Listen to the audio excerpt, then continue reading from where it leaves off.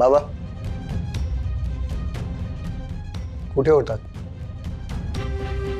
वाट बघतोय मी तुमची. अरे तू कशाला जागत बसलास उगाच? हा? झोप झोप, तू कशाला उगाच जागत असतो? मी येणारच होतो ना. हो पण गेला कुठे होतात? मला काही समजत नव्हतं, काळजी वाटत होती. आणि ही काय अवस्था करून घेतली तुमची? मी म्हणजे आता आलोय ना मी. हा हे बघ, तू झोप जाऊन जा. मी उद्या सांगेल, आपण बोलूया उद्या. हो पण इतकं काय अर्जंट काम आलं होतं, आणि तेही रात्रीच्या वेळी? हा, एक प्रॉब्लेम अचानक आला, त्यामुळे जावं लागलं मला.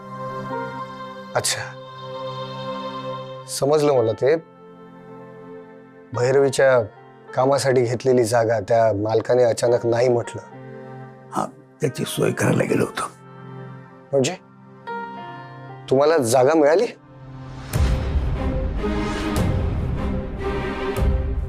अशोक माझगावकर म्हणतात मला. जी गोष्ट एकदा ठरवतो ती पूर्ण केल्याशिवाय मी स्वस्थ बसत नाही.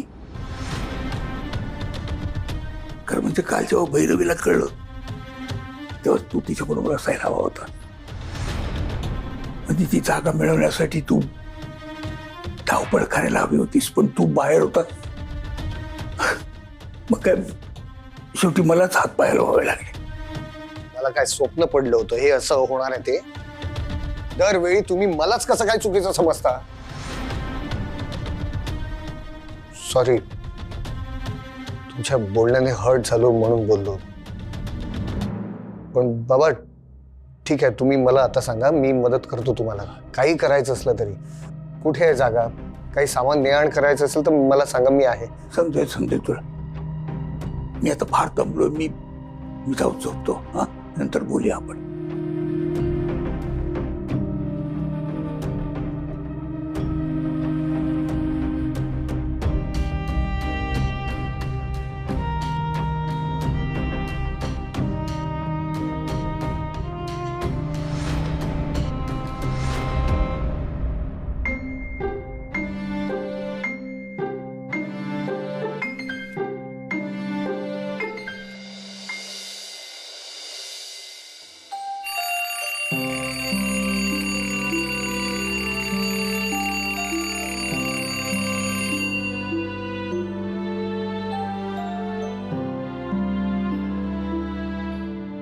अनिश इतक्या सकाळी उठलाय?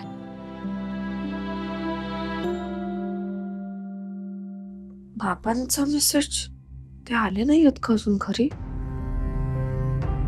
मी पहाटेच घरी आलोय. आपली जागेची सोय झालेली आहे.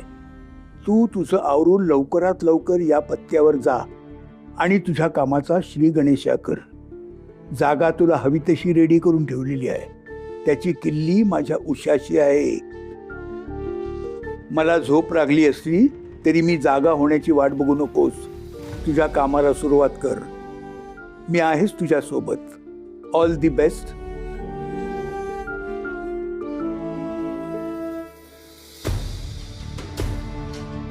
थँक्यू बाबा.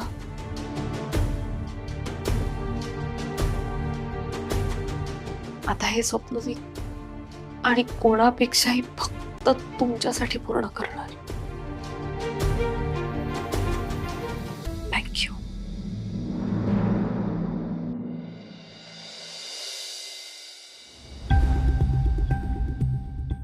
भैरवीचं काम कुठे सुरू होतंय हे आपल्याला लवकरात लवकर शोधून काढायला हवं. मी काय म्हणतो बाबू, तुला भाऊजीने काहीच नाही सांगितलं काय? नाही ना, त्यांच्या बोलण्यातून काहीच इन्फॉर्मेशन मिळाली नाही मला. खोदून विचारायचं ना. अरे मामा, काही उपयोग होणार नाहीये त्याचा. बाबा आहेत ते, ओळखतोस तू. त्यांना काही विचारून काही अर्थ नाही. मी तर म्हणतो एक काम करतो, भैरवीशी गोड बोलतो आणि इन्फॉर्मेशन काढतो. ती सांगेल. ती आता बाहेरच जाते, येईलच. अनिश, मी निघते. भैरवी, मी येतो तुला ड्रॉप करायला. काही मदत लागली तर मी असेन तुझ्यासोबत. नाही नको, मी जाते अनिश. मदतीला बायका येणार आहेत तिथे, आणि आई बाबा सुद्धा आहेत सोबत माझ्या. पण असं पहाडासारखा नवरा तुझ्या पाठीशी उभा आहे तुले मदत करू पाहिजे तर मदत घेत नाही बुवा तू. मला जर माझ्या नवऱ्याची मदत हवी असेल ना तर मी हक्काने त्यालाच सांगेन मामी. आणि अनिश, तुला जर एवढीच मदत करायची आहे तर मग तू एक काम कर, आज मुलांना शाळेनंतर संस्कार वर्गात सोड आणि जमलं तर घेऊन पण ये. काय मी हे बघ, आज बाबांना त्रास नको देऊया आपण. आधीच त्यांचं रात्रभर जागरण झालंय, त्यांना आराम करू दे. हे ना, हे असं असतं तुझं. नेहमी मी मदत करत नाही म्हणून कटकट करते आणि आता बघ मी मदत करतोय तर नाही म्हणतेस. अनिश प्लीज, आज एका चांगल्या कामाची सुरुवात करायला जाते मी. आज माझ्याशी भांडू नकोस. भांडत नाहीये मी. बरं ठीक आहे, तुला माझी मदत नकोय ना, इट्स ओके, जा तू. एक काम कर ना बाबू, तू पोराजवळ थांब, आम्ही जातो सुनबाई सोबत मदत करायला. तू मदत नाही नको, काही गरज नाहीये, तुमचीही गरज नाहीये. मुळात तिथे जागा किती आहे, सामान कसं लावायचं काहीच आयडिया नाहीये मला. आणि अनिश मुलांना सोडायला जाईल तेव्हा बाबा घरी एकटे असतील, तुम्ही त्यांच्या जवळ थांबा. आता आता कसं करावं बाबू?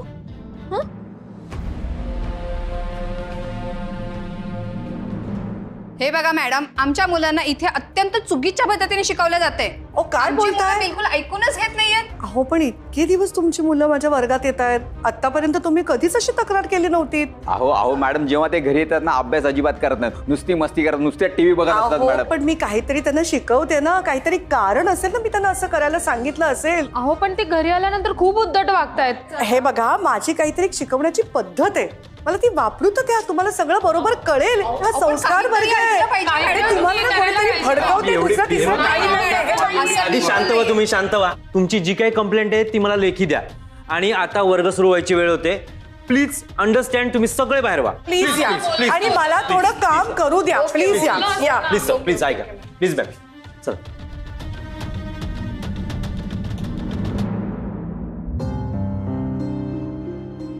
चला मुलांनो, या तुम्ही बसा. चला आता आपल्याला वर्ग सुरू करायचा आहे. हा, आतापर्यंत या पालकांनी कधीच कुठली तक्रार केली नव्हती. एकदम सडनली सगळ्यांना का प्रश्न पडलाय मला कळत नाहीये. नक्की त्या माणसाने केलेलं आहे, त्यांनी सगळ्यांना भडकवलंय. तो कोणाचा पालक आहे तेच मला कळत नाहीये. आता मी एक काम करते, ज्या मुलांचा तो पालक आहे ना त्या मुलांनाच काढून टाकते माझ्या क्लासमधनं. आजवर कधीच मी असं केलं नाहीये, पण मला कठोर व्हावंच लागेल, काही इलाज नाही त्याशिवाय. कोणाचा पालक असेल तो? आत्ता फक्त इरा आणि ईशान आले नाही आहेत. चला चला या. इरा, ईशान, नमस्कार. नमस्कार. तुम्ही इरा ईशानचे पालक आहात का? पेरेंट्स म्हणजे मी यांचा काका आहे, यांना सोडायला आलो होतो, निघतो मी. नमस्कार. नमस्कार. या या. बाय बाय रे. Bye bye. ठेवा तुमच्या बॅग्स.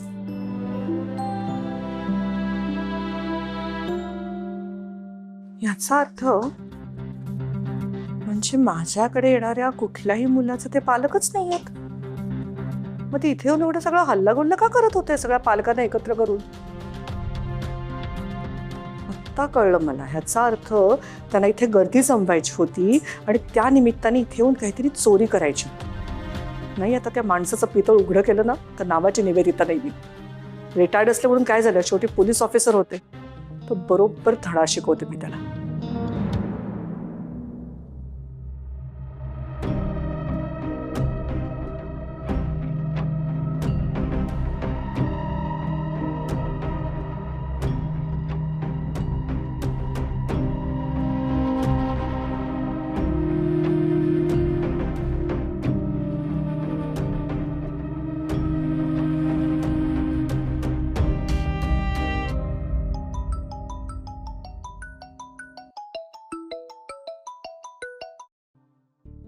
हॅलो मिस्टर माजगावकर, कशी आहे तब्येत तुमची? थोडी बरी नाहीये म्हणून जरा फोन केला होता. का, काय झालं? त्या जागी जरा दुखतंय हो. औषध तर वेळेवर घेताय ना, आणि थोडासा आहार आणि पुरेशी रेस्ट करताय ना? हे बघा मिस्टर माजगावकर, जर तुम्हाला लवकर बरं व्हायचं असेल तर काही गोष्टी तुम्हाला सांभाळाव्या लागतील. नाही, सगळं तुमच्या सूचनांप्रमाणे सगळं करतोय, म्हणजे पथ्य, औषध वगैरे सगळं. फक्त काल काल काल काय झालं? काल जरा थोडी धावपळ झाली. कसली धावपळ? काय झालं, माझ्या सुनेच्या ऑफिसची जागा जरा साफ करून द्यायची होती. पण हायच्या वेळेला कोण माणूस मिळणार, म्हणून मीच ती थोडी साफ केली. काय? काल तुम्ही साफसफाई केली? म्हणजे वाकून केर काढला आणि लादी पुसली? हा, म्हणजे थोडंफार. थोडं की फार? दिस इज नॉट डन मिस्टर माझगावकर. तुम्ही स्वतःला खूप लाईटली घेताय. मला ताबडतोब तुमच्या घरी यावं लागेल तुम्हाला चेक करायला. नको, घरी नको. आपण ना कुठेतरी बाहेर भेटूया.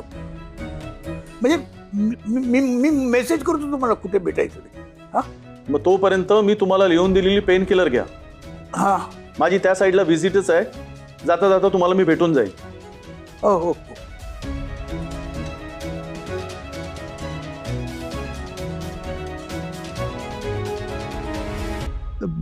गोळी कुठे ठेवली आहे आता, शोधावी लागते.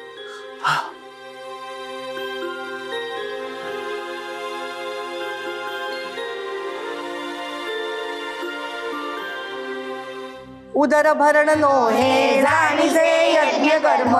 जय जय रघुवीर समर्थ. शाबास. चला आता खायला सुरुवात करा. किती शहाणी आहेत मुलं.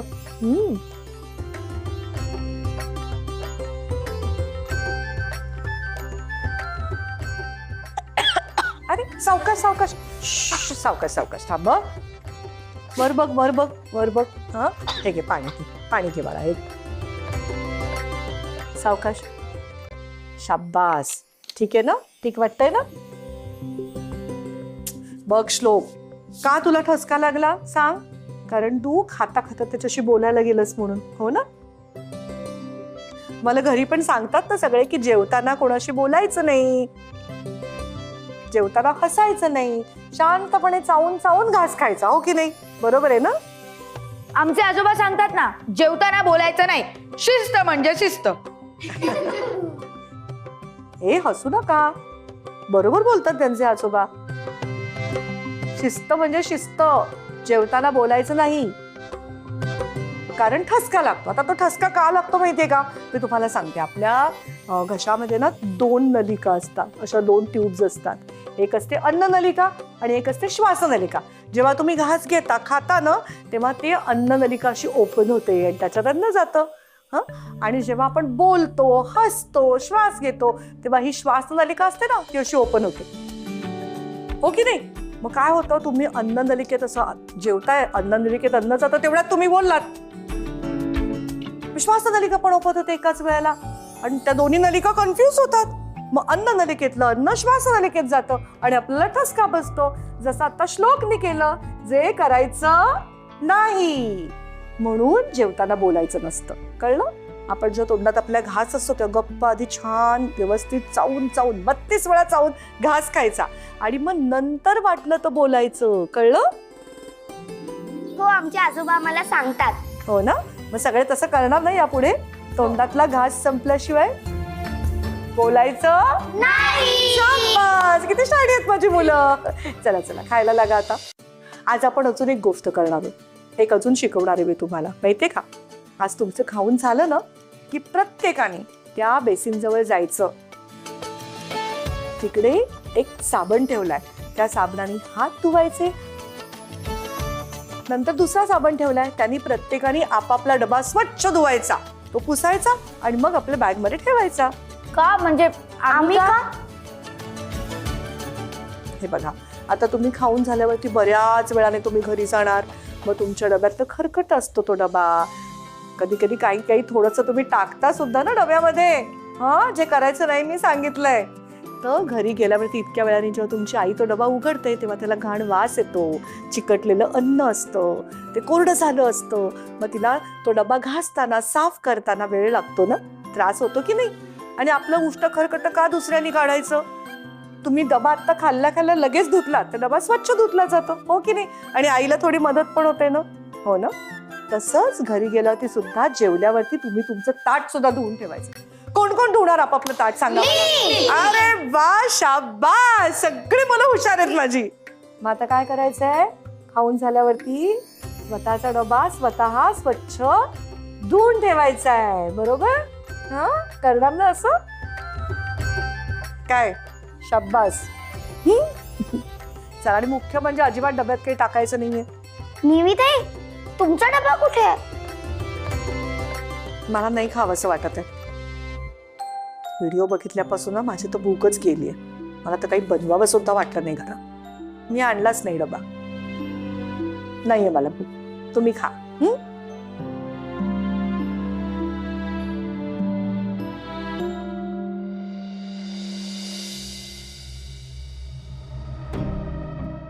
हे बघा मिस्टर माजगावकर, तुम्हाला शेवटची वॉर्निंग देतोय. ह्यापुढे जर तुम्ही स्वतःची काळजी नाही घेतली तर मला नाईलाजाने तुमच्या घरच्यांना सांगावं लागेल. नाही नाही डॉक्टर, असं नका करू प्लीज. हो, आता कुठे सगळ्या गोष्टी मार्गी लागल्यात. माझ्या सुनेला जर कळलं ना तर ती बॅकआउट करेल. काल तुम्ही जे केलं ना त्यामुळे तुमच्या जीवावर बेतलं असतं. एवढ्या वयात एवढी दगदग तुम्ही कशाला करता? आणि याचं गांभीर्य तुम्हाला जरा पण नाहीये का? माझ्या तब्येतीची मला काळजी आहे डॉक्टर. अहो, तरुण पोरांना त्यांची किडनी डोनेट केल्यानंतर पथ्य पाणी किती काटेकोरपणाने पाळावी लागतात. मग तर तुम्हाला या वयात किती पाळली पाहिजे. सॉरी, प्लीज माझ्या बोलण्याचा राग मानू नका, पण याला बेशिस्तपणा म्हणतात. आज जर मी माझ्या सुनेच्या पाठीशी नाही उभा राहिलो तर आमचं सगळं कुटुंब उद्ध्वस्त होईल. माझ्या नातवंडांचं भविष्य धोक्यात येईल. मी आयुष्यात कधीही बेशिस्त वागलो नाही डॉक्टर. सॉरी, मला तसं म्हणायचं नव्हतं. एक्सक्यूज मी, मला हा फोन घ्यावा लागेल. हॅलो, हा देसाई बोला. हो हो, ऑन द वेस आहे.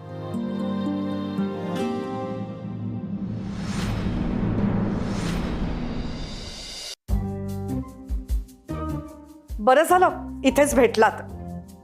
तुम्ही? हो, मीच. मला जाब विचारायचा होता तुम्हाला. जिथे तुमचा काहीही संबंध नाही तिथे जाऊन काय तुम्ही घोळ घालता? का टपकता अशा ठिकाणी? कशाबद्दल बोलताय तुम्ही? इथे जवळच एक बिल्डिंग आहे, तिथे संस्कार वर्ग भरतो. तिकडे जाऊन सगळ्या पालकांना एकत्र करून भाषणबाजी करत होतात ना तुम्ही, मोठी नेतेगिरी करत होतात, त्याबद्दल बोलतीये. तुमचा काय संबंध आहे आणि काय चुकीचं बोललोय मी? तुम्ही नुसतं चुकीचं बोलत नाही आहात, तुम्ही चुकीचं वागताय सुद्धा. आणि मला बरोबर कळलंय, माझं लक्षात आलं तुम्ही हे सगळं का करताय. काय माहिती तुम्हाला? तुम्हाला ती भाषणबाजी करून गर्दी जमवायची होती. एकदा का गर्दी जमली की त्या गर्दीचा फायदा घेऊन तुम्ही चोरी करणार होतात. तुमच्यासारख्या माणसांना ना चांगली ओळखते मी. काय ओळखता हो तुम्ही मला? हा, एक दोनदा काहीतरी कॅफेमध्ये अपघाताने आपली ओळख झाली होती, त्याच्यावर तुम्ही मला चोर ठरवून मोकळे जा. मुळात तुम्हाला या संस्कार वर्गाबद्दल काय पुळका आहे? मला पुळका आहे, कारण हा संस्कार वर्ग. काय झालं? ओके, नाटक करताय का तुम्ही? ओ मिस्टर, हे बघा मी तुमच्याशी बोलतेय, तुम्ही सरळ निघून चाललंय माझ्या तोंडावरनं. ओ काय बेशिस्त माणूस आहे हा. काय निवेदिता मॅडम, तुम्ही इथे आणि चक्क तुम्ही माझ्या पेशंटशी वाद घालताय? डॉक्टर अमोल, म्हणजे आता जे गृहस्थ गेले ते तुमचे पेशंट आहेत? हो. अरे देवा. काय झालं? अहो, तो माणूस एक नंबरचा चोर आहे. तुम्हाला कोणी सांगितलं? अहो, मी ह्याच कॅफेमध्ये त्यांना रंगे हात पकडलं होतं.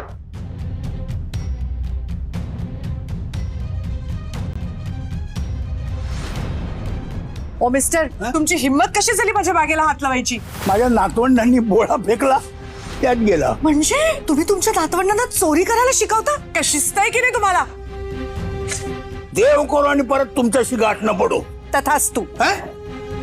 अरे दादा, आली मोठी बॅग वाली. नक्कीच त्यांनी चोरी करायच्या इराद्याने माझ्या पर्सला हात लावला होता. नाही नाही, तुमची काहीतरी गडबड होते. मिस्टर माजगावकर अतिशय सभ्य, शिस्तप्रिय आणि तेवढेच महान व्यक्ती आहे. महान? डॉक्टर अमोल, प्लीज त्यांच्या भोळ्या चेहऱ्यावर जाऊ नका. एक नंबरचा लफंग माणूस आहे तो. नाही हो, फार सज्जन आहेत ते.